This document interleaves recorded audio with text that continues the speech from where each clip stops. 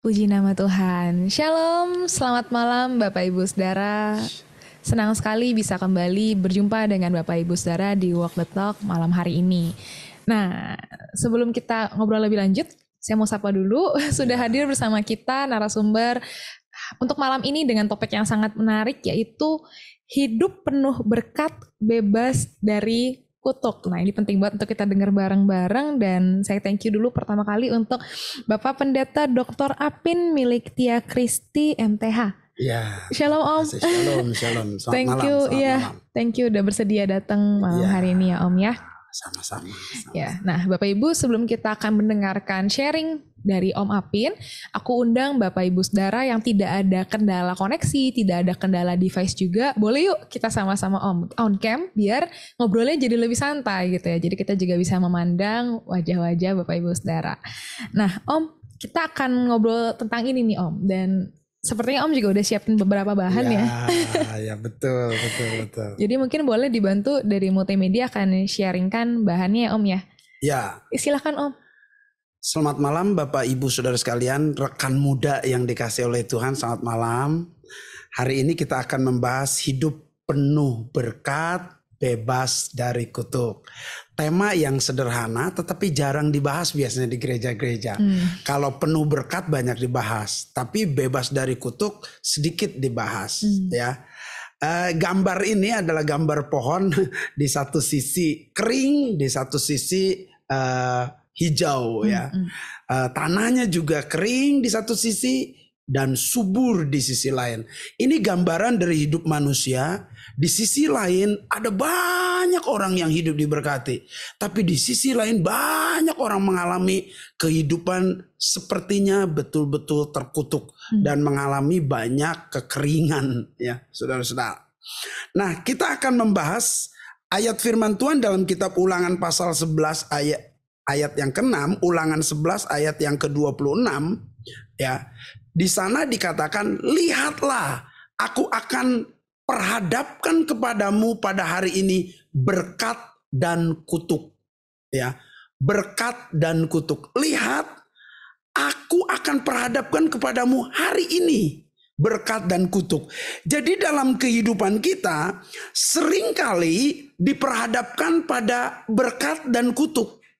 Bagaimana Pak Pin untuk memperoleh berkat? Dalam ayat 27-nya, Ulangan pasal 11 ayat 27-nya berkata, berkat apabila kamu mendengarkan firman Tuhan Allahmu yang kusampaikan kepadamu pada hari ini. Dan kutuk jika kamu tidak mendengarkan perintah Tuhan Allahmu dan menyimpang dari jalan yang kuperintahkan kepadamu pada hari ini dengan mengikuti Allah lain yang tidak kamu kenal. Jadi jelas sekali di sini kesederhanaan firman Allah. Tuhan memperhadapkan kepada kita berkat tentunya. Tapi Tuhan juga memperhadapkan kepada kita kutuk.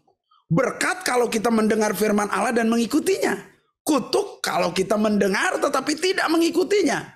Nah, disinilah ada banyak orang mendengar firman Allah dalam gereja tapi tidak mengikutinya, tidak mempraktekannya, hanya mendengar tapi tidak mempraktekannya. Ingat nggak istilah Tuhan Yesus berkata bahwa jika kamu mendengar suaraku atau mendengar perkataanku dan melakukannya, ia sama seperti orang yang membangun rumah di atas batu karang. Bila datang hujan, bila datang banjir, angin melanda rumah itu tetap kokoh. Mengapa tetap kokoh? Sebab dasarnya adalah batu karang.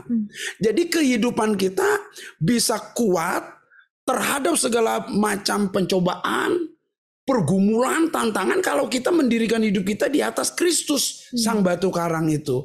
Kalau tidak, hidup kita porak-poranda, hidup kita banyak mengalami kutuk dan kesulitan hidup.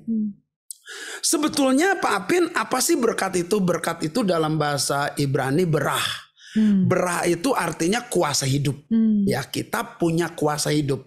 Jadi kita berkuasa atas hidup ini. Bukan kita dikendalikan oleh kehidupan ini, tapi kehidupan ini kita kendalikan. Kita berkuasa atas hidup ini. Dan orang yang diberkati pasti menyenangkan tentu. Tapi orang yang hidup dalam kutuk justru sangat mengerikan. Berkat merupakan kekuatan yang Tuhan sediakan bagi kita supaya kita menjadi orang sukses, berhasil, sehat, bahagia, memperoleh hal-hal yang baik tentu di dalam Tuhan. Sebab itu memang yang dijanjikan Tuhan. Ya, jika pada hari ini engkau mendengarkan suaraku dan melakukannya, berkat ini akan turun atasmu. Jadi memang berkat Tuhan itu sebetulnya nggak usah dicari. Ya, Tuhan sudah sediakan bagi kita. Asal saja kita dengar dan lakukan firman Allah. Tapi apa itu kutuk? Kutuk, ya. Kalau kita melihat definisi kutuk yang paling sederhana, apa itu kutuk? Kutuk adalah hukuman yang datangnya dari Tuhan. Karena apa? Ketidaktaatan. Lihat Adam dan Hawa. Ya, dikeluarkan dari Taman Eden. Hidupnya terkutuk. Adam terkutuk, berusaha, jerih lelah, berkeringat, penuh dengan onak duri. Kehidupannya hancur-hancuran. Ya, kenapa? Karena ketidaktaatan, pemberontakannya kepada Allah. Dan kutuk ini memiliki ciri mengakibatkan penderitaan yang berkelanjutan dari keturunan, keturunan, keturunan, dan keturunan. Jadi bahkan bisa ribuan tahun. Ya, misalnya kutuk penyembahan berhala. Itu keturunan sampai keturunan yang keempat. Tapi kutuk perzinahan itu sampai keturunan ke-10. Jadi sifat dan ciri mutlak dari kutuk itu biasanya berkelanjutan, turun-temurun, terus-menerus. Itu kutuk tuh. Ya, kalau peristiwanya seperti Ayub misalnya. Dia seperti Ayub, anaknya 10 meninggal. Itu bukan kutuk. Kenapa? Karena tidak berkelanjutan. Ya, tidak turun-temurun. Itu berupa pencobaan itu. Maka kita harus bedakan antara pencobaan dengan kutuk. Pencobaan itu datangnya sekali-sekali. Tapi kutuk terus-menerus. Keturunan demi keturunan. Kutuk ini tidak akan terjadi sebetulnya tanpa alasan. Maka Alkitab berkata dalam Amsal 26 ayat 2. Seperti burung pipit mengeriap, seperti burung layang-layang terbang, demikianlah kutuk tanpa alasan tidak akan kena. Kutuk tanpa alasan tidak akan mengenai kita. Alasannya apa kita kena kutuk? Ya karena kita tidak taat, kita berontak kepada Tuhan. Maka jelas di sini ya, apa sih penyebab kutuk itu? Ya, penyebab kutuk itu seperti firman Tuhan yang kita baca ini. Tetapi jika engkau tidak mendengarkan suara Tuhan Allahmu, kita malas mendengar, kita tidak mau mendengar atau mendengar, tapi tidak melakukan dengan setia perintah dan ketetapan yang kusampaikan kepadamu pada hari ini, maka apa? Segala kutuk, bukan satu kutuk, 2 kutuk, 3 kutuk, tapi segala kutuk datang kepadamu untuk mencapai engkau. Jadi kutuk itu bisa didatangkan artinya karena ketidaktaatan kita sendiri yang menaruh kutuk dalam diri kita. Karena kita tidak mau taat segala perintah Tuhan. Tidak mau melakukan perintah Tuhan. Kita berontak. Pada saat kita berontak kepada Tuhan seperti Adam dan Hawa berontak kepada Tuhan, kutuk itu turun. Maka dibilangnya segala kutuk. Jadi kadang-kadang dalam kehidupan kita bukan satu kutuk yang terjadi dalam hidup kita. Bisa berbagai kutuk atau segala kutuk. Nah, semua itu merupakan celah atau pintu masuk bagi kutuk yang masuk dalam kehidupan seseorang. Apa celahnya? Ya, ketidaktaatan itu celah. Tidak mau melakukan segala perintah Tuhan dan ketetapan Tuhan. Itu celah untuk kita hidup di dalam kutuk. Ya. Bagaimana Pak Apin kunci hidup di dalam berkat itu? Supaya kita justru bukan kena kutuk Pak Apin. Kita kena berkat. Kunci hidup penuh berkat, kunci hidup bebas dari kutuk, itu menurut firman Allah ya. Jika engkau baik-baik mendengarkan suara Tuhan Allahmu dan melakukannya dengan setia segala perintahnya yang kusampaikan kepadamu, maka segala berkat ini akan datang kepadamu dan menjadi bagianmu. Kunci berkat ternyata justru kebalikan dari kunci kehidupan kena kutuk, yaitu mendengar dan melakukan. Mendengar dan melakukan itu kunci yang paling sederhana dalam kekristenan. Dengar, lakukan. Dengar, lakukan. Misalnya saja ya, kita sering kali mendengar khotbah tentang mengucap syukur. Siapa sih yang gak pernah dengar khotbah tentang mengucap syukur? Pernah dengar, tapi belum tentu mempraktekkan. Belum tentu mempraktekkan. Kita banyak mendengar khotbah tentang doa. Dengar kita tentang doa, tapi belum tentu berdoa.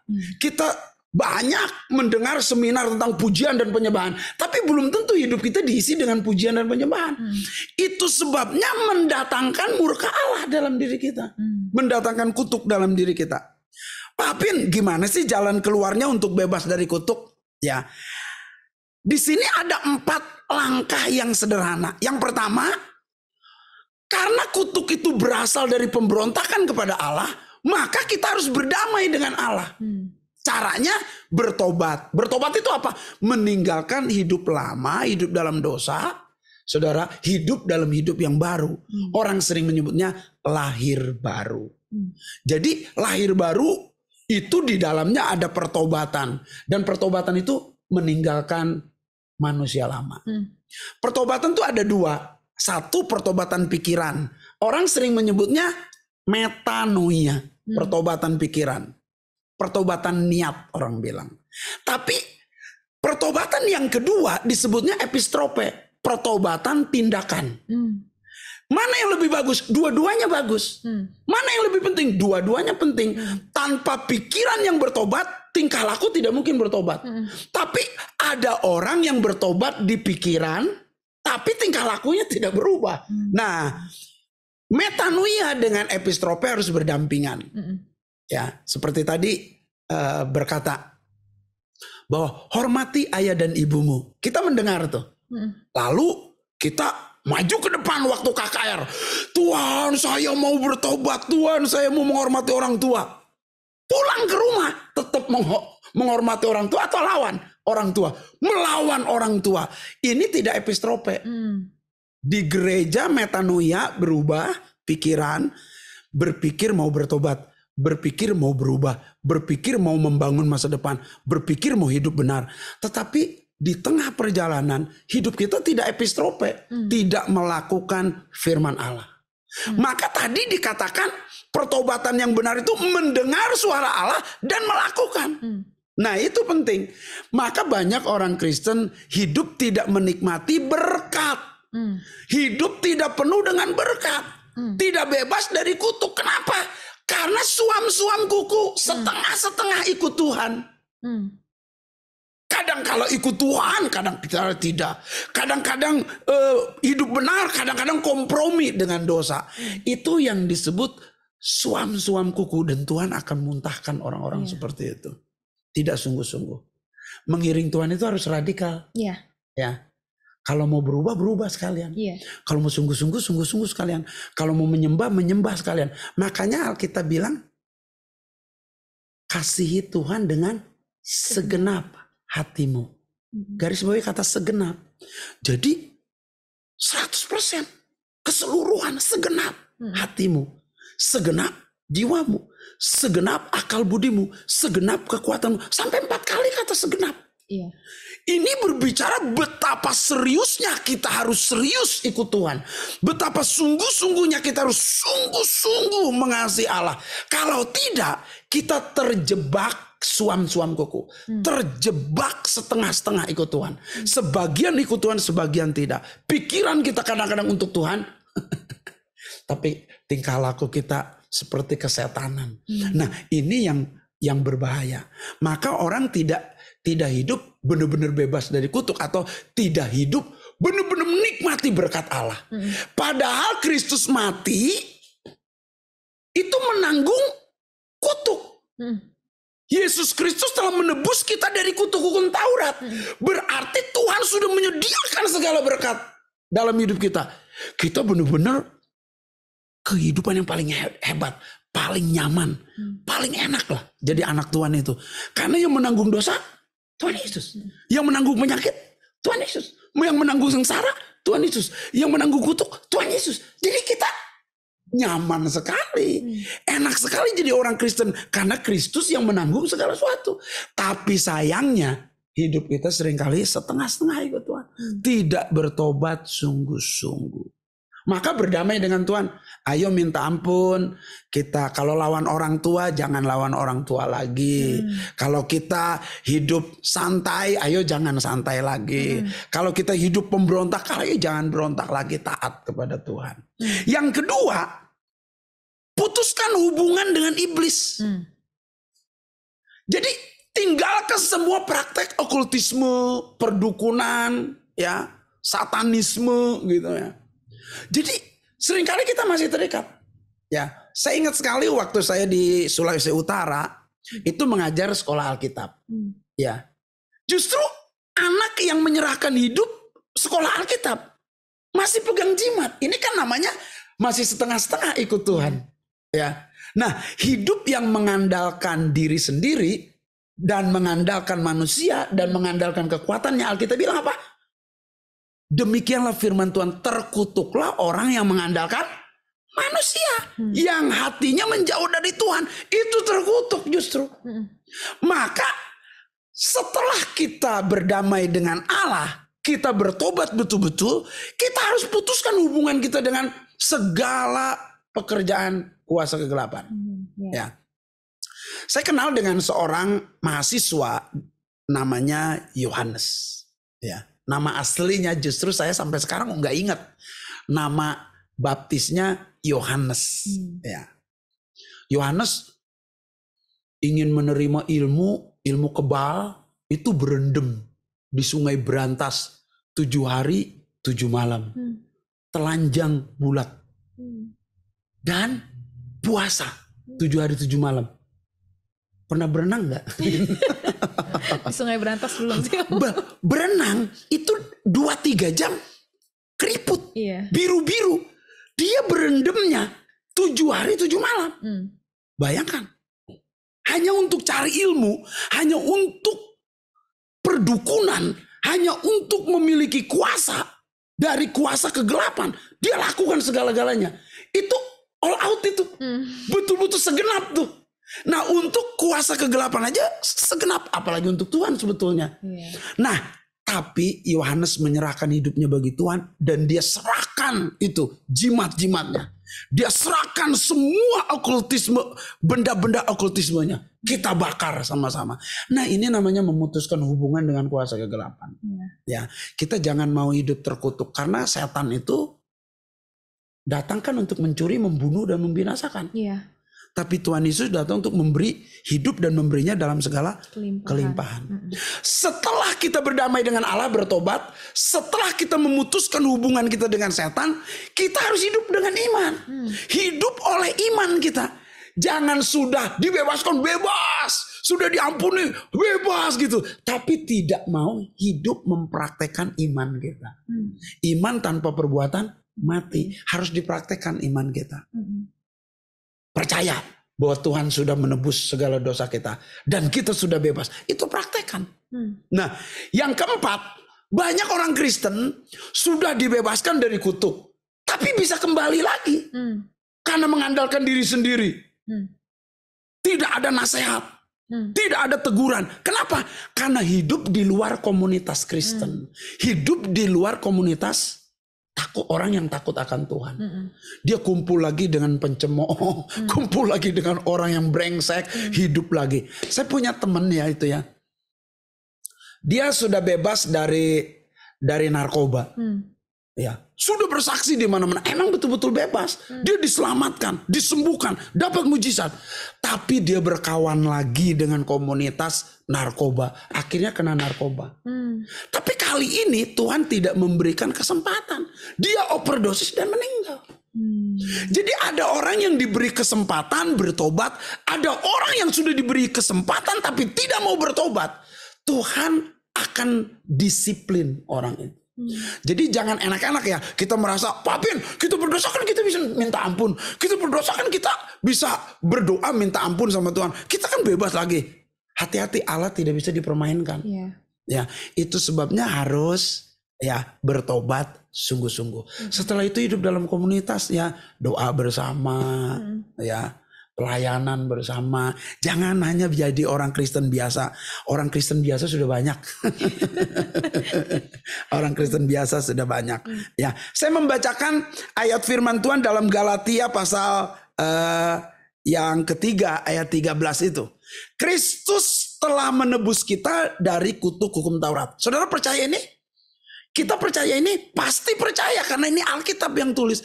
Kristus sudah menebus. Jadi Pak Pin, kita sudah bebas dari kutuk. Betul, Kristus sudah menebus. Dengan jalan menjadi kutuk karena kita.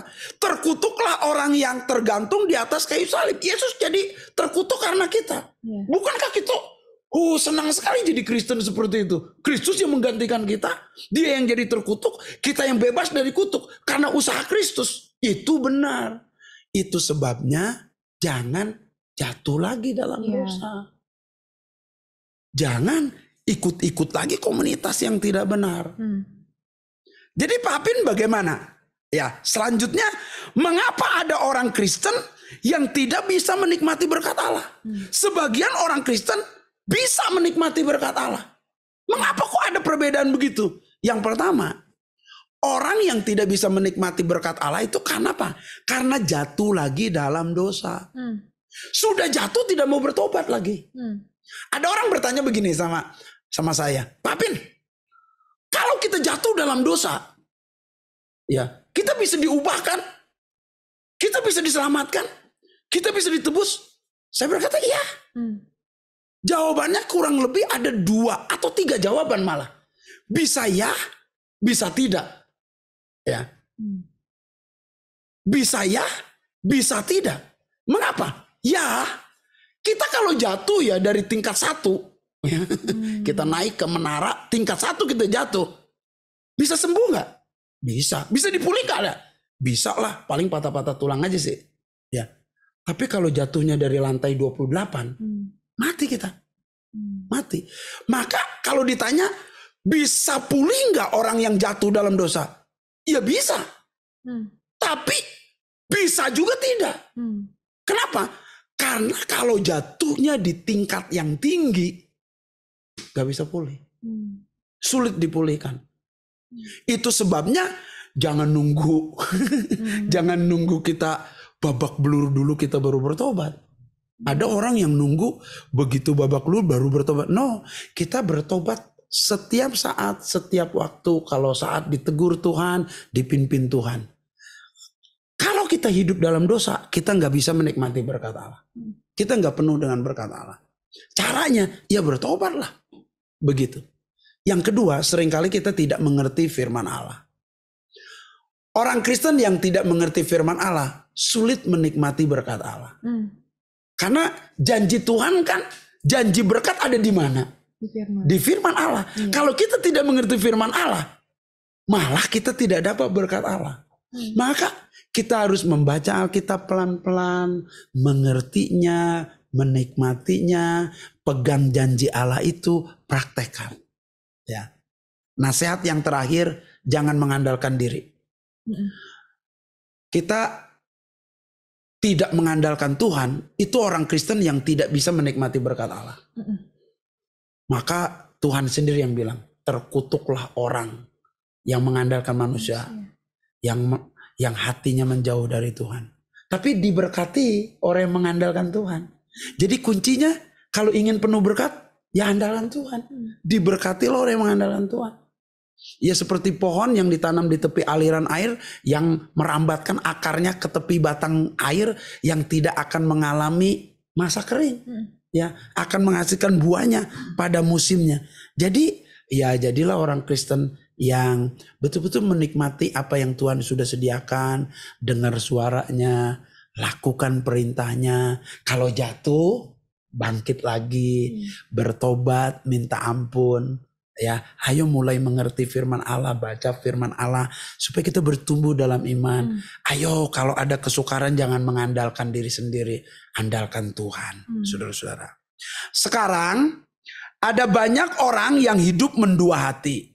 Ya. Zaman sekarang ini, zaman modern nih, banyak orang hidupnya mendua hati. Nah, hidup yang orang mendua hati ini tidak berkenan kepada Allah. Beribadah kepada Tuhan tapi tidak sungguh-sungguh. Dibilang bukan orang Kristen, orang Kristen. Dibilang tidak orang Kristen, ya orang Kristen. Jadi ini orang yang mendua hati. Tadi gambar-gambar tadi tuh sebetulnya ciri khas dari hati yang mendua hati. Yang sebelah untuk Tuhan, yang sebelah penuh dengan kehancuran. Yang sebelah penuh berkat, yang sebelah penuh dengan kehidupan kutuk. Ada banyak orang yang hidupnya setengah-setengah untuk Tuhan. Sehingga tidak menikmati berkat Allah dalam hidupnya. Kunci untuk menemukan berkat Allah yang sesungguhnya sepenuh-penuhnya dan bebas dari kutuk adalah hidup terus-menerus dalam iman, dari iman kepada iman yang memerdekakan kita. Dan hasil-hasilnya kita sudah bisa lihat itu dilakukan karena kematian Tuhan Yesus Kristus. Serahkan hidup kita mumpung masih muda nih untuk Tuhan. Di podcast ini saya menyebutnya, kokoh aja membahasakannya ya. Ko Apin menyerahkan hidup sepenuhnya itu usia 17 tahun. Sebelumnya sekolah minggu. Jadi guru sekolah minggu juga. Ya, sebelumnya tuh. Jadi jadi guru sekolah minggu belum tentu bertobat bener loh. Yeah. Jadi guru sekolah minggu turut pelayanan belum tentu menyerahkan hidup sepenuhnya. Yeah. Saya menyerahkan hidup sepenuhnya itu usia 17 tahun. Ya. Di situ saya menyerahkan hidup tanggal 25 Mei tahun 87 di Ciburial, Bandung. Saya menyerahkan hidup. Waktu saya ikut retreat pelajar, Pijar namanya, Api Pelajar. Saat itu Tuhan memakai para pelajar, orang-orang muda. Yang khotbah juga orang muda. Aduh ampun dah, saudara. Di situ ditegur, bertobat, menyerahkan hidup. Sejak itu hidup berubah. Hidup berubah. Mulai tidak melawan orang tua, menghormati orang tua, belajar jalan kehidupan dengan benar. Saya berharap seluruh para pendengar yang hadir di Zoom maupun mendengar di mana saja, kita harus menjadi orang Kristen yang memang harus diberkati. Kenapa? Karena Yesus datang memang untuk memberi hidup dan memberinya dalam segala kelimpahan. Memang Yesus datang untuk memberkati kita. Bahkan dia menebus kita dari kutuk hukum Taurat. Jelas sekali jadi orang Kristen paling nyaman. Asal kuncinya dengar, lakukan. Ayo kita bertobat yang sungguh, jangan setengah-setengah ikut Tuhan. Amin. Oke, ini seru banget gitu ya, di sini juga on fire banget. Oke, aku manggilnya Ko Apin juga ya, Mbak. Ya. Ini kita udah ada beberapa pertanyaan, cukup menarik juga pertanyaannya. Aku bacakan salah satu yang pertama ya.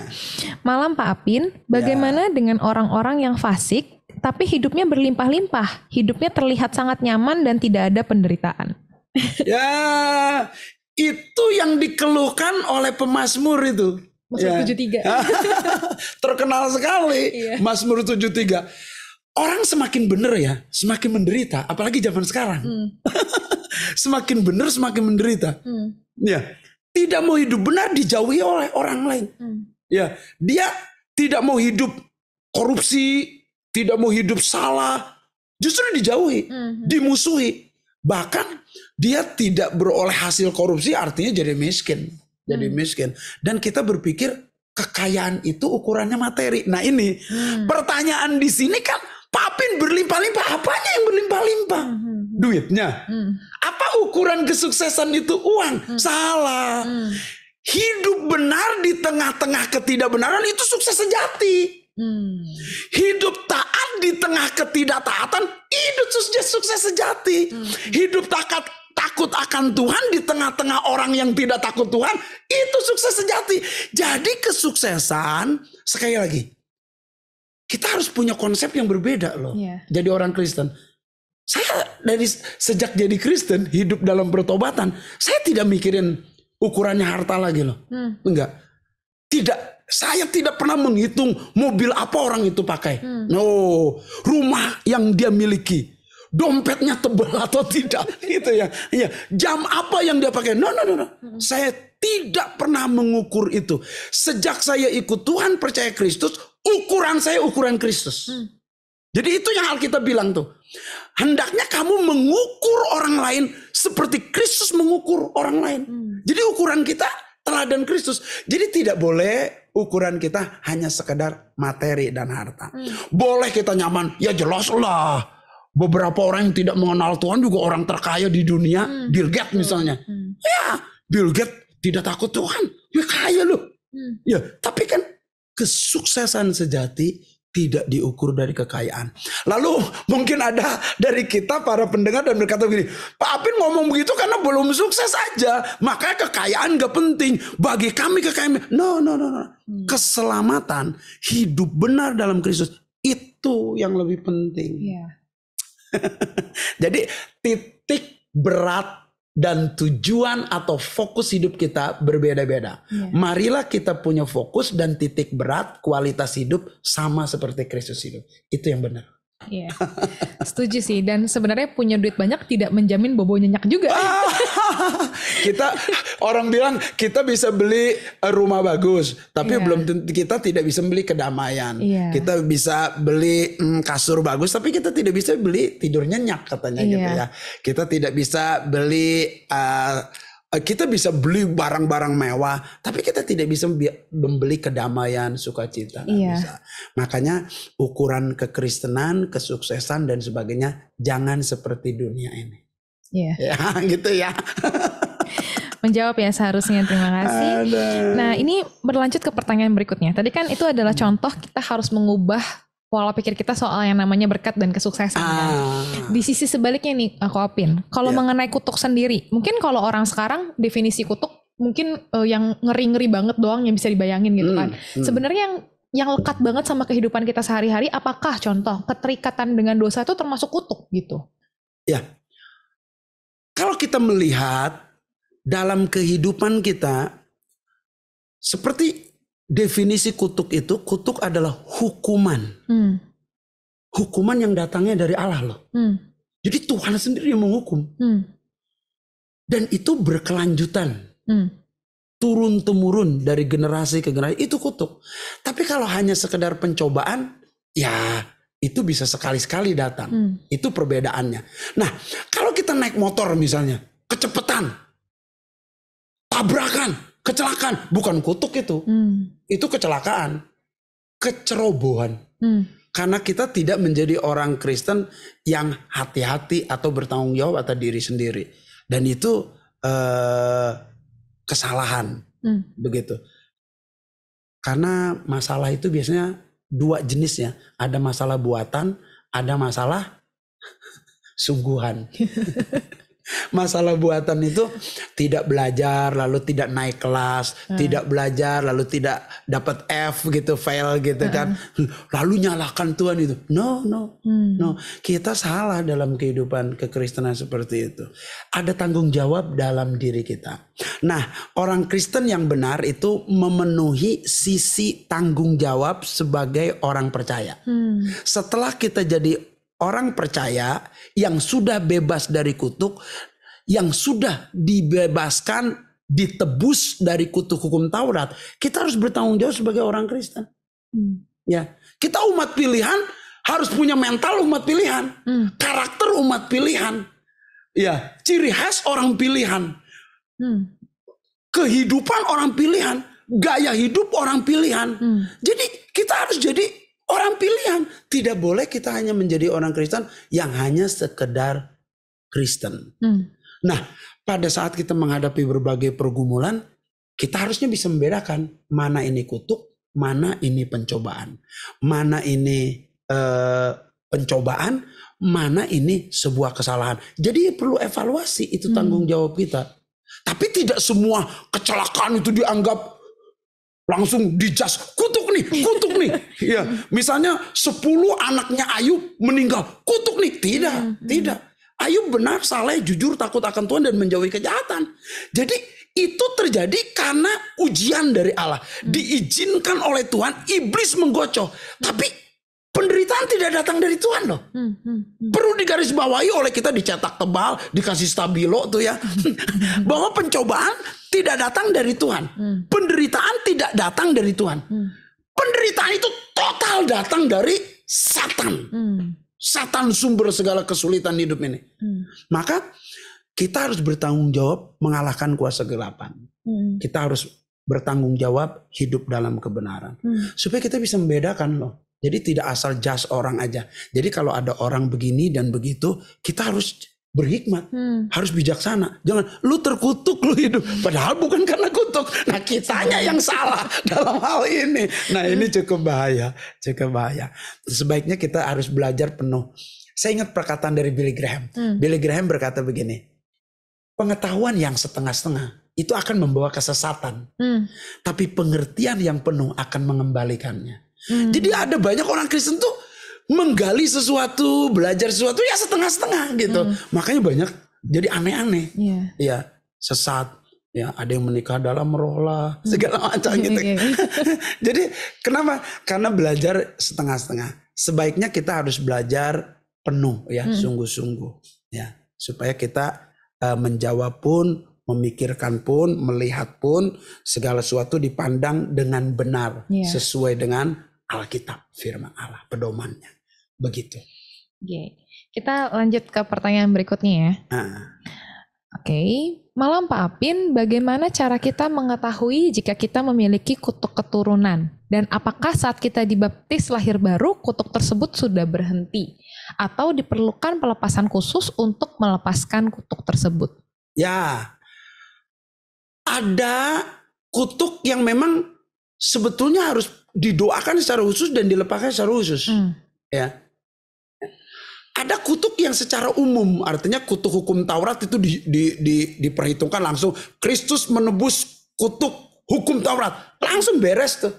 Ya, sudah, emang Tuhan Yesus sudah menebus kita dari kutuk hukum Taurat. Tapi ada beberapa kita yang hidupnya terkutuk ya.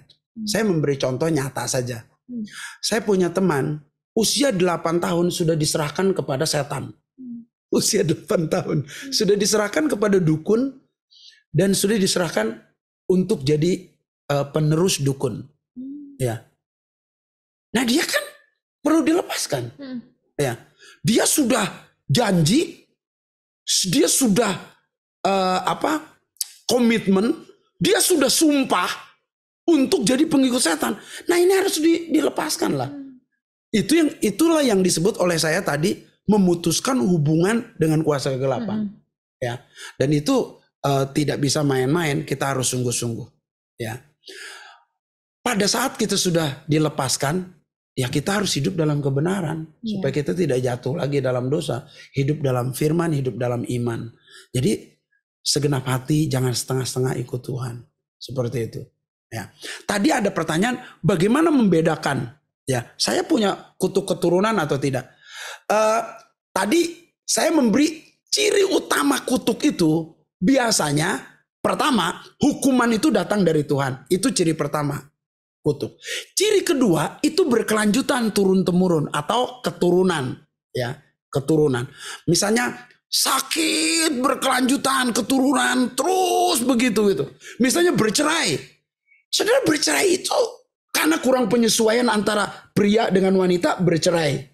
Itu sesuatu yang orang lain anggap wajar. Ya betul, kalau anggap wajar satu kali ya kurang penyesuaian, itu biasa. Tapi ini kakeknya bercerai, papanya bercerai, papanya punya anak 7, anaknya bercerai semua. Punya anak lagi bercerai semua. Kutuk ini sih, kutuk. Tidak bisa tidak, itu kutuk.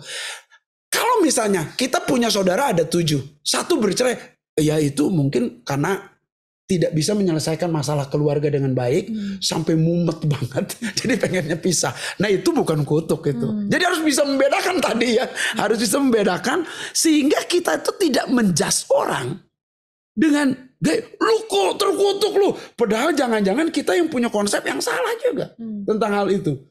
Maka ada orang yang bertanya begini kepada saya, Pak Apin, pandemi ini 2,5 tahun, itu kutuk bukan? Kutuk bukan? Kutuk itu kan turun-temurun, yang tadi saya sudah bilang. Turun-temurun datang dari Tuhan, dan itu berkelanjutan. Ya kan pandemik tidak berkelanjutan. Ini bencana, wabah orang menyebutnya. Wabah, hukuman, ya berupa peringatan, supaya kita sadar. Sama seperti begini, Tuhan sepertinya memukul dan menghajar Ayub sampai 10 anak meninggal, harta habis semua. Wah, itu kutuk? Enggak, bukan. Bukan. Yang kena pandemi kan ada orang benar juga kan? Bahkan pendeta juga meninggal kan? Ya. Apa kena kutuk? No, enggak. Mau orang benar, mau orang tidak benar, kena bersamaan, itu bukan kutuk, namanya bencana. Tapi kalau kutuk, khusus buat orang yang berontak pada Allah. Itu cirinya. Tegas nggak ya? Tegas harusnya. Iya. Tegas harusnya. Bisa bedakan harusnya. Nah, kalau kita tidak bisa bedakan, mungkin kita nggak mau berpikir dengan baik-baik. Pengennya cepat aja gitu, langsung shoot gitu. Jadi ambil keputusannya salah begitu. Semoga bisa membantu nih penjelasan saya ya. Iya. Ya. Dan berarti juga jangan sampai kita malah jadi generasi pertama yang menurunkan kutuk nih. Itu juga jangan gitu ya. Ya. Oke, kita lanjutkan lagi. Malam Pak Apin, apakah seorang pemberontak pasti hidup dalam kutuk? Misalnya jika kita disagree dengan pemimpin kita, akankah kita hidup dalam kutuk? Nah, kehidupan kita kan banyak ragamnya ya. Kita sering ketemu orang berbeda. Gaya kepemimpinan aja, jenis kepemimpinan aja ada 17 kepemimpinan jenis. Kenapa saya tahu ya, saya belajar kepemimpinan soalnya. Baru seminar kepemimpinan tadi.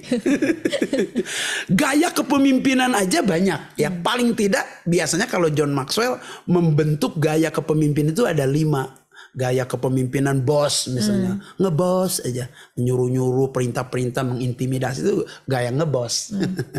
Ada gaya berunding gitu ya. Gaya berunding itu masing-masing sedikit-sedikit ayo berunding, dikit-dikit diskusi. Melakukan sesuatu kadang-kadang lupa. Diskusi aja yang banyak gitu. Terdiskus. Ada lagi gaya kepemimpinan yang lain meyakinkan. Nah, beberapa pemimpin kita kalau kampanye itu meyakinkan, tapi padahal nggak meyakinkan. Selanjutnya, nah gaya kepemimpinan meyakinkan juga banyak, tapi karya nggak ada. Nah itu bahaya sekali. Ada gaya namanya disebut gaya teladan, meneladani ya, dengan cara modeling dia jadi model. Mentoring dia mementor orang, monitoring dia melihat gitu ya. Terus dia juga mengevaluasi begitu ya. Nah itu gaya-gaya yang bagus, tapi gaya yang paling bagus memberdayakan. Kadang-kadang kita hadir dalam sebuah organisasi, pemimpinnya nggak memberdayakan, ngebos, maka orang bisa berontak lah. Bisa berontak. Maka pertanyaan tadi, kalau saya berontak sama pemimpin, ya. Nah pemimpin yang mana dulu? Kadang-kadang pemimpin yang tidak bijak, ya tentu menekan bawahan. Bawahan yang ditekan, ya lama-lama berontak juga. Sama seperti semut kalau diinjek yang ngegigit juga gitu kan. Walaupun dia kecil gitu ya. Nah orang yang dipimpin itu kalau tidak diberi peluang untuk dipimpin dengan benar. Nah gaya kepemimpinan yang paling bagus itu gaya kepemimpinan memberdayakan. Gaya kepemimpinan memberdayakan itu artinya memberdayakan orang, dia pemimpin, melahirkan pemimpin baru yang lebih hebat dari dia. Itu memberdayakan. Nah, kalau kita tidak punya kesempatan itu, biasanya juga kepemimpinan model lain pasti. Misalnya model otoriter gitu, kepemimpinan otoriter. Akhirnya orang itu tertekan, dia berontak. Yang seperti ini bukan kutuk loh. Bukan kutuk. Artinya ketidaksesuaian antara karakter pemimpin dengan karyawan. Nah, ini bukan pemberontakan kepada Allah secara khusus dalam arti melawan Allah. Dia karena dalam kepemimpinannya kurang penyesuaian satu dengan yang lain karena diperlakukan tidak adil misalnya. Tapi kalau kutuk itu kan berasal dari emang kita berontak kepada Allah dengan sengaja berontak pada Allah. Korah berontak pada Allah, Allah hajar habis, hukum habis gitu. Nah, ini kan enggak begitu, ya. Misalnya begini. Ada contoh asli ya. Musa itu kan adiknya Harun dan Miriam. Ya jelas lah pede sekali Miriam dengan Harun. Orang Miriam yang menyelamatkan, Harun yang kakak. Ya, lu siapa? Lu adik gua kira-kira, Musa. Ya, tapi kan yang diangkat jadi pemimpin siapa? Musa. Kita harus tunduk kepada pemimpin karena Allah. Karena Allah. sikap kita tunduk kepada pemimpin karena Allah. Kalau kita berontak karena kita berontak kepada Allah, wah itu Allah langsung hukum. Makanya pada saat berontak kepada Musa, Tuhan ajar kan Harun dan Miriam kena kusta. Jadi kena kutuk dia. Nah kenapa? Karena dia berontak kepada Allah di hadapan Allah makanya. Nah itu kutuk jelas. Kenapa kutuk? Karena didatangkan oleh Allah sendiri hukuman itu. Bukan oleh Musa. Musa diam aja. Diejek diam aja. Dihina diam aja. Diperlakukan tidak adil. Musa diam aja. Tuhan yang sikat. Itu sebabnya saudara, kalau kita mau jadi orang Kristen yang benar, tunduk kepada pemimpin dengan benar. Terus kalau dia ngebos begitu, otoriter, kita doakan supaya bertobat, tidak otoriter. Kalau terus menerus begitu Pak, ya udah nggak usah dilawan, mendingan cari pemimpin baru yang mau memimpin saudara dan memberdayakan saudara. Selesai sudah. Daripada sakit hatinya seumur hidup dan tidak berkembang kehidupan kita. Nah, tapi bukan dalam segala situasi seperti itu kutuk terus, bukan. Ya.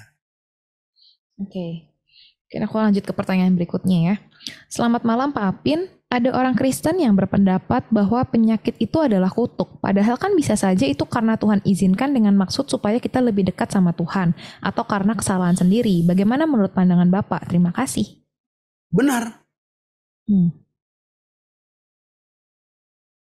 Penyakit itu kutuk, itu juga benar. Ya, tidak semua penyakit karena kutuk itu juga benar. Jadi dilihat dari berbagai sudut nih, berbagai sudut. Biasanya penyakit yang disebut kutuk tuh satu, turun temurun.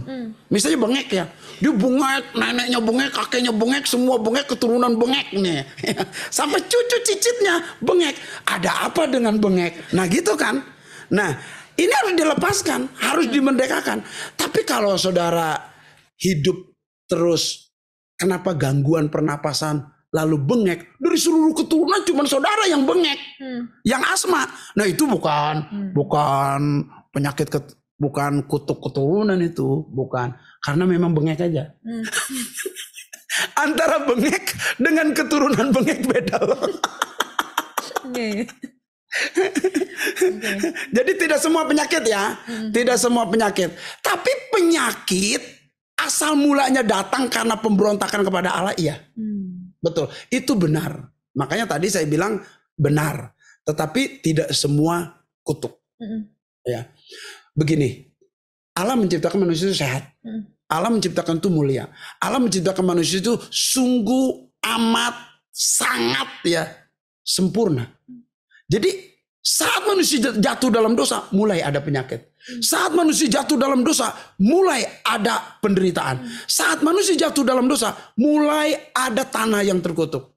Nah, penyakit ada salah satu ciri. Orang hidup dalam kutuk makanya. Tetapi tidak semua penyakit. Gitu. Ya, makanya saya berkata bahwa pandemik ini bukan kutuk. Ya. Pandemik itu wabah karena kesalahan manusia dan hal-hal lain secara keilmuan dan sebagainya. Yang kenanya orang benar kena, orang yang tidak benar juga kena. Orang yang hamba Tuhan kena, orang fasik juga kena. Berarti bukan kutuk dong. Kalau kutuk itu kekhususan pada orang yang memang dengan sengaja berontak kepada Allah. Allah sendiri yang mendatangkan hukuman atas orang itu. Oke. Ya. Oke, jelas ya. Nah, aku lanjut ke pertanyaan yang tadi sempat dibahas di dalam materi ya. Kan salah satu cara langkah-langkah untuk kita lepas dari kutuk yang pertama kan sebenarnya juga bertobat tadi ya. Tapi ada orang yang mengalami pertobatan, ada dua tipe. Bukan dua tipe sih, dua step ya. Satu metanoia, satu epistrope. Dan tadi diceritakan ada orang yang sudah metanoia di gereja, sudah nangis semuanya, tapi akhirnya nggak epistrope. Nah, pengalaman Ko Apin nih, kenapa sih orang berhenti di metanoia dan akhirnya kan hidupnya nggak lepas dong dari kutuk? Karena dia nggak sungguh-sungguh lepas dari itu dan dia nggak sungguh-sungguh bertobat, nggak ada tingkah laku pertobatannya. Kenapa sih dia berhenti di metanoia? Pertama, belum bertumbuh imannya. Iman yang cetek itu kan semangat. Begitu yang semangat gitu. Terus kena pencobaan layu. Itu yang disebut zaman dulu layu sebelum berkembang itu. Ya, tuh tumbuh dulu tapi akarnya nggak kuat. Langsung kena matahari kayak gitu. Ya, itu Salah satu penyebab mengapa orang semangat di gereja, di rumah loyo. Semangat di gereja, melihat cucian, langsung lemas. Semangat itu, melihat persoalan, langsung loyo. Ini orang-orang yang tidak bertumbuh imannya. Jadi gimana caranya supaya tidak begitu? Ya harus ditumbuhkan imannya. Harus bertumbuh imannya. Salah satunya dengan cara hidup dalam komunitas yang benar. Itu. Kalau tidak jatuh dalam dosa. Yang kedua, kan jelas Alkitab ya mengatakan, akan tetapi saudara-saudaraku yang kekasih, bangunlah dirimu sendiri di atas dasar imanmu yang paling suci dan berdoalah dalam Roh Kudus. Sekali lagi, akan tetapi saudara-saudara yang kekasih, bangunlah dirimu sendiri. Seringkali kita mengharapkan pendeta ngebangun rohani kita. Enggak, rohani kita, hidup dalam roh kita, kedewasaan kita dalam Tuhan, pengenalan kita akan Allah, itu tanggung jawab secara pribadi loh. Bukan juga dompleng sama istri atau sama suami. Bukan apalagi dompleng sama pendeta. No. Kita harus bertanggung jawab atas diri sendiri, atas iman kita. Ya, tidak boleh bangun diri sendiri. Maka orang gampang jatuh karena tidak membangun diri sendiri. Gampang yang dulunya sudah lepas dari kutuk, akhirnya jatuh lagi dalam kutuk pengandalan diri sendiri. Orang yang mengandalkan diri sendiri terkutuk, orang yang mengandalkan diri sendiri sudah hidup dalam kutuk lagi. Kenapa? Bolak-balik, bertobat kagak, gitu terus kayak setrikaan, nggak pernah bener. Ya. Kalau setrikaan masih licin ada bentuknya. Nah, tapi kekristenan yang hanya maju ke depan, nangis tapi tidak bertobat. Nah, ini bahaya. Tidak bertobat epistrope yang saya maksud ya. Dia dalam tingkah laku tidak punya komitmen yang tajam, yang kuat. Saya menjadi Kristen, saya memutuskan untuk diri saya sendiri. Jika saya hidup untuk Tuhan. Jika saya mati untuk Tuhan. Jadi baik hidup atau mati, saya ini milik Tuhan. Diperlakukan apa, masalah apa, pergumulan apa, tidak ada yang mempengaruhi hidupku. Aku sudah hidup komitmen untuk Tuhan. Mati dan hidup untuk Tuhan. Apapun yang terjadi. Waktu saya diusir oleh pendeta, nggak mempengaruhi iman saya. Ya, pendeta kan manusia. Bisa berdosa. Waktu saya betul-betul difitnah oleh, saya marah. Enggak lah, biasa aja. Terlalu banyak orang yang memfitnah, punya kesempatan memfitnah kita. Saat saya disakiti, ya biasa aja kok. Nah, iman yang benar itu saat tidak ada pertolongan pun tetap percaya. Ya, Yesus berkata begini ya, Bapa, ke dalam tanganmu kuserahkan nyawaku. Dengan kata lain dia berkata, Bapa, sekalipun gak ada pertolongan, gak ada mujizat, aku tidak diselamatkan dari salib ini, aku percaya kepadamu, maka kuserahkan nyawaku. Tidak kepada yang lain, kepadamu saja kuserahkan nyawaku. Aku begitu percaya. Nah, Yesus ada pertolongan gak? Ada mujizat gak? Gak ada. Tapi dia begitu mempercayai Bapaknya. Itulah titik tertinggi iman. Iman kita harus besar begitu. Tidak dapat pertolongan, tidak ada mujizat. Sepertinya Tuhan tidak dengar, sepertinya Tuhan tidak hadir pun, dia tetap percaya Tuhan. Itu iman sejati. Artinya iman yang unconditional, tanpa syarat apapun. Dia tetap percaya pada Tuhan. Itulah iman yang hebat. Nah, kita harus punya itu. Kalau tidak, kekristenan kita maju mundur gitu. Maju ke depan nangis, besok lawan orang tua lagi, nyontek lagi, nyolong listrik lagi, gitu. Terus sampai kapan? Sampai Tuhan Yesus datang, Pak Apin. Wah, gawat sekali begitu. Iya, harus ada pertumbuhan nih. Ya, epistrope harus mendukung metanoia. Iya. Ya. Kalau enggak malah jadi batu sandungan orangnya. Oh ya. Iya. Udah Kristen lu sama aja katanya. Jadi Kristen tapi tetap merokok. Jadi Kristen tapi tetap minum-minuman keras. Jadi Kristen tapi tetap judi. Kan udah. Kristen bukan dia? Bukanlah jelas. Kalau Kristen kan ada sifat karakter Kristus nampak dalam dirinya. Itu Kristen. Amin. Oke, kita masuk ke pertanyaan berikutnya. Malam Pak Apin, apakah Pak Apin pernah punya pengalaman hidup dalam kutuk di masa lalu? Papa saya itu dukun Buddhis. Papa saya guru kungfu. Papa saya benci Kristen. Papa saya judi. Lengkap sudah itu. Satu paket itu.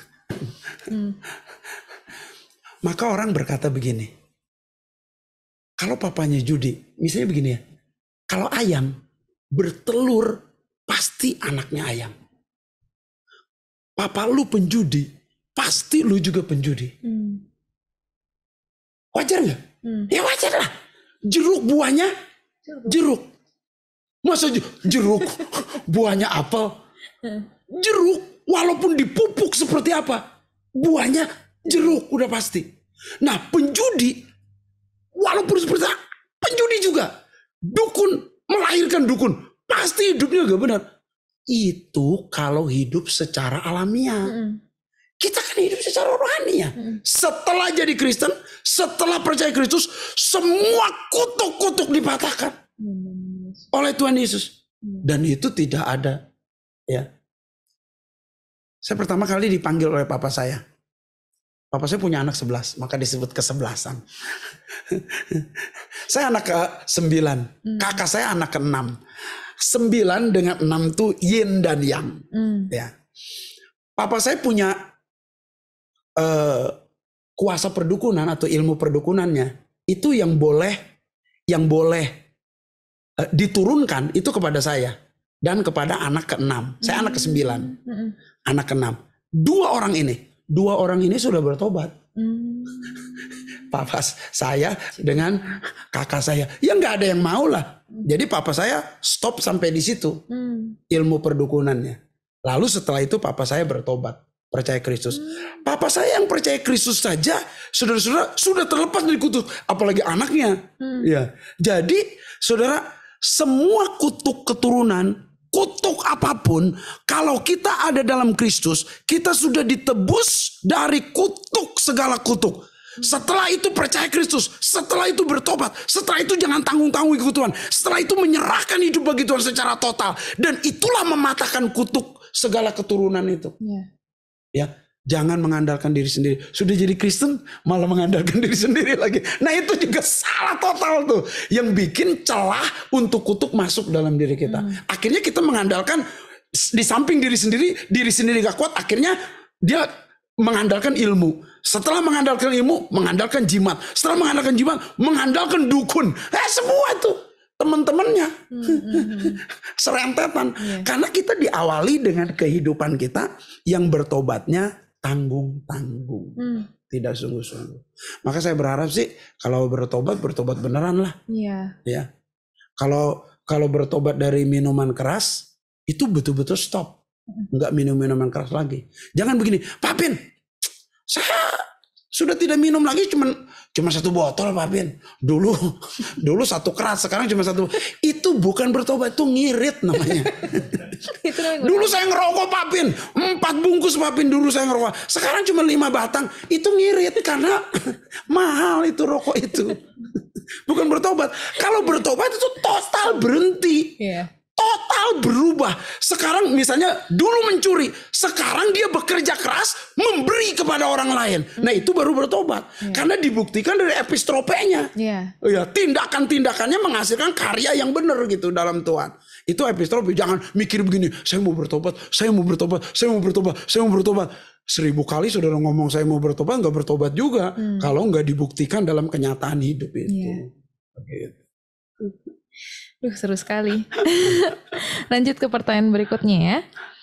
Malam Pak Pin, apakah kutuk mempunyai hubungan dengan keselamatan kita? Jelas. Apabila ada kutuk yang belum diselesaikan karena mungkin tidak sadar, tetapi kita terlanjur meninggal, bagaimana Pak? Pada saat kita percaya Kristus, semua kutuk sudah dipatahkan. Asal kita benar-benar, tapi Pak ada saya mungkin tidak sadar. Ya, ada kutuk yang masa-masa lalu. Semua sudah, pada saat kita percaya Kristus, kita betul-betul percaya iman kita dalam Kristus, bahwa Kristus telah menebus kita dari hukum Taurat. Kita bebas betul-betul. Dan hidup kita diserahkan pada Tuhan sekarang milik Allah. Dan kita sudah tidak terkutuk. Sudah pasti tidak terkutuk. Kalau kita mati, ya kita sudah tidak terkutuk. Karena kutuk sudah ditanggung oleh Yesus Kristus. Asal bener. Jangan setengah-setengah. Misalnya begini. Ini kan baru Imlek nih. Udah dapat angpau belum? Kan Imlek nih. Apakah Imlek boleh Pak Pin? kita merayakan Imlek. Imlek itu kalendernya China. Ya, kita Masehi boleh nggak merayakan tahun baru Masehi? Kan boleh. Orang Muslim merayakan hari raya 1 Hijriah. Itu kalendernya kalender Muslim. Iya. Orang Hindu kalender Saka, ikutnya kalender India. Ya. Orang Jawa banyak kalender Jawa, ya, kalender Jawa. Ya. Tapi orang Jepang pakai kalender Meiji, orang New Jepang. Ya. Orang Mesir ya kalender Gipti, ya, kalender orang Mesir. Terus beda-beda tanggal tahun barunya, beda-beda. Terus mana yang kita ikuti? Ya kita banyaknya mengikuti yang menguntungkan aja sih. Ya. Kalau Hijriah libur, ikut libur juga kan? Ikut libur juga. Ya. Kalau Idul Adha, ikut libur juga. Sebetulnya sama-sama mengikuti ya. Cuman kan itu tidak berbuat dosa. Oh libur doang kok. Nggak berbuat dosa. Kita masang lampion, ya nggak berbuat dosa. Ya, kecuali kita pergi ke kuburan, lalu kong, jadikan saya kaya kong. Ya, engkong bilang nongol, gua aja miskin. Lu minta sama gue salah alamat, lu berdua buat gue. Ya, kong, supaya saya pinter kong. Gue aja lulusan SD. Lu doa salah lu doa sama Tuhan harusnya. Kan gitu kan. Nah kalau kita merayakan Imleknya mengisinya dengan salah, akan salah. Kalau merayakan Imlek ngisinya dengan benar, akan benar. Kita kalau keluarga Kopin nih, hari raya Imlek kumpul, kita ibadah. Kita nyanyi dalam nama Yesus, kita khotbah sama-sama ucapan syukur, terus sama-sama bagi angpau. Bagi angpau boleh nggak? Ya, itu Alkitabiah bagi angpau itu, ya, karena menabur kan, saling membagi berkat, malah disuruh oleh Alkitab, ya, seperti itu. Jadi coba dilihat pertobatan kita, pertobatan yang penuh atau hanya pertobatan yang tanggung-tanggung. Ya, harus pertobatan penuh lah, ya. Seperti itu. Isi dengan baik kehidupan kita dengan pertobatan yang sungguh-sungguh. Amin. Amin. Mungkin masih ada kesempatan buat pertanyaan terakhir ya. Oke. Satu pertanyaan terakhir. Ini mungkin sekalian juga bisa nanti sekalian closing statement gitu ya, Kopin ya. Apakah ada orang yang masih mengalami kutuk tapi juga diberkati? Setengah-setengah. Kayak pohon tadi gitu loh. Kalau orang yang terkutuk itu pasti tidak diberkati. Ya. Itu sudah pasti. Orang yang dikutuk Tuhan, ini dalam arti dikutuk Tuhan ya, ya itu pasti tidak diberkati oleh Tuhan. Tuhan sendiri yang memberi hukuman, soalnya pasti tidak diberkati. Tapi orang-orang yang hidup secara alamiah itu akan diberkati. Misalnya kunci sukses salah satunya kerja keras. Walaupun kita Kristen, kalau nggak kerja keras nggak pernah akan kaya loh, atau nggak pernah akan sukses loh. Tapi saya berdoa Pak, saya rohani Pak, tapi lu malas lu, datang ke kantor terlambat melulu, malah bukan dapat berkat, bukan gaji naik, malah dikasih SP2, mau dipecat gitu.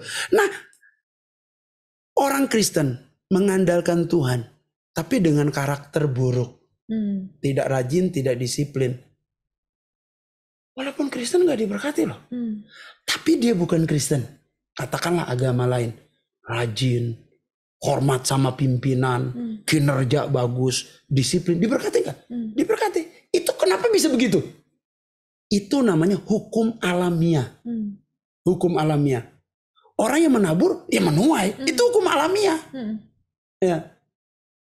Kalau hukum ilahi seperti apa? Itu tuh digambarkannya seperti minyak, seperti embun dari Gunung Hermon. Gunung Hermon kan ada di Israel Utara. Embunnya mengalir ke Gunung Sion, Bukit Sion. Ini di Israel Selatan. Israel Selatan sama Israel Utara berantem melulu kerjanya. Tapi gunung aja berdamai. Ini kan mungkin nggak? Mungkin kata Tuhan. Kalau Tuhan yang melakukan itu mungkin. Di mana-mana ya, kalau embun itu dari atas ke bawah. Masa ini embun datangnya ke Gunung Sion. Itu bagaimana bisa? Bisa di bawah awan. Bagaimana awan bisa membawa? Ya Tuhan yang nyuruh lah. Bisa. Mungkin nggak? Mungkin. Artinya begini, kalau kita menjadi orang Kristen, punya rumusan jadi orang Kristen yang benar, itu yang tidak mungkin pun Allah buat menjadi mungkin. Yang tidak bisa pun menjadi bisa. Yang mustahil pun menjadi tidak ada yang mustahil. Tapi kalau kita menjadi orang Kristen yang hanya sekedar alamiah, kerja keras, sudah dapat uang, itu alamiah. Tukang ojol juga kerja keras dapat duit. Tapi kita ya yang cuma ngelamun kedip-kedip baca Alkitab, nggak kerja, nggak pernah mau ngojol, katanya gengsi. Ya kita nggak dapat duit lah. Walaupun kita mengandalkan Tuhan. Mengandalkan Tuhan akan diberkati kan? Diberkati orang yang mengandalkan Tuhan. Bukan berarti nggak kerja kan? Ya semut aja kerja. Ya memang burung di udara tidak menabur, tidak menanam. Burung di udara, tapi Tuhan pelihara. Bukan berarti Tuhan pelihara, burungnya diam aja gini. Terus Tuhan datang. Tuhan datang lagi. Capek amat Tuhan melihara burung. Burungnya kan Tuhan memelihara burung bukan berarti begitu kan? Burungnya terbang cari makan. Burungnya terbang sore hari cari makan buat anaknya juga. Itu namanya Tuhan pelihara. Jadi siapa yang pelihara? Ya Tuhan. Bisa terbang pun itu kekuatan dari Tuhan. Cari makan pun itu kekuatan dari Tuhan. Itu yang disebut Tuhan pelihara. Bukan betul burungnya di sarang aja kedip gitu. Itu namanya burung stres. Burung aja sadar, kenapa manusia nggak sadar sih? Oke.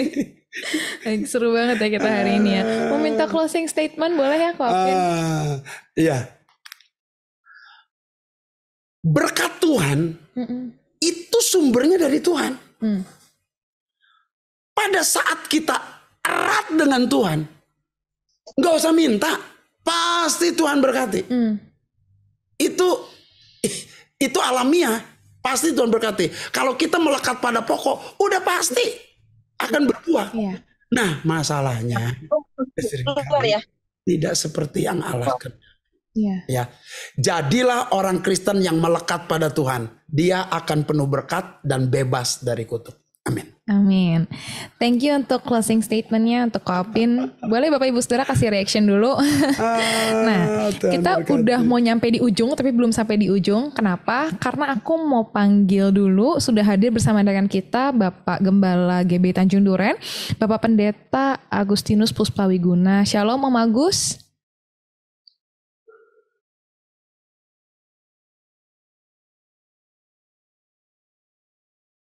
Ya. Shalom Om. Halo. Sorry. Shalom Pak Bin. Shalom Om. sorry. Saya masih ini gelap soalnya masih di mobil. Oh iya, no problem. Santai aja. Nggak buka kamera nih soalnya. Oke. Ya. Oke. Thank you banget buat pelayanannya ya. Kita semua boleh berhati ya, sungguh-sungguh supaya kan nggak lucu juga ya kalau kita Kristen tapi hidup di bawah kutub, kan nggak lucu ya Pak ini namanya. Betul. Ya jadi ya semoga kita semua yang dengar minimal kita sungguh-sungguh bisa jadi menikmati apa yang disediakan Tuhan, yaitu berkatnya. Amin. Lanjut sekali lagi. Buat pelayanannya, semoga Pak Apin juga sungguh boleh diberkati. Yes, amin Om. Oke. Baik Om, thank you Om Agus, hati-hati di jalan juga, thank you untuk salam-salamnya juga. Dan Bapak Ibu Saudara juga untuk mengingatkan, kita ada Walk the Talk lagi di minggu depan tanggal 31 Januari 2023 dengan tema, ini menarik banget ya, Attitude Determines Altitude. Oke, seru nih. Dengan pembicara Pastor Caleb Prio Mataram. Kita akan menutup waktu kita malam hari ini. Izinkan saya untuk memimpin dalam doa tutup. Kemudian nanti kita akan menerima doa berkat dari Om Agus ya. Mari kita bersatu di dalam doa. Tuhan Yesus, selamat malam Tuhan. Kami mengucap syukur buat kesempatan malam hari ini. Kami percaya apa yang sudah Tuhan limpahkan buat setiap kami, berkat-berkat yang tercurah itu sungguh indah buat kehidupan setiap kami dan kami dilepaskan dari setiap kutuk.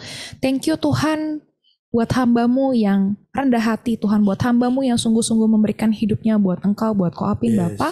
Biar Tuhan yang memberkati apapun yang beliau alami, pengalaman-pengalamannya, pengertian-pengertiannya, pengetahuan-pengetahuannya akan firman-Mu. Itu boleh jadi berkat buat banyak orang Tuhan lewat hidupnya. Banyak orang mengenal Engkau dan menerima Yesus sebagai Tuhan dan Juru Selamat. Tapi biar Tuhan hanya Engkau yang semakin besar, Pak Apin boleh semakin kecil Bapak. Terima kasih Tuhan.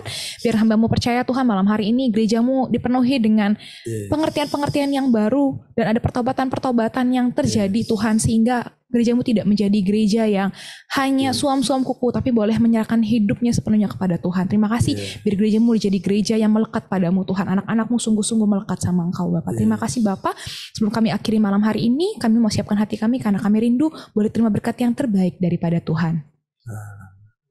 Tuhan, kiranya Engkau sendiri yang memberkati setiap kami Tuhan, dengan berkat anugerah kasih karunia Allah yang berlimpah-limpah itu. Amin, amin. Boleh kami terima, boleh hadir dalam hidup kami, mulai saat ini, bahkan sampai selama-lamanya. Haleluya. Amin. Amin, amin. Tuhan berkati semua, Tuhan berkati. Amin. Terima kasih Om Agus, Tuhan berkati. Yo, Tuhan berkati.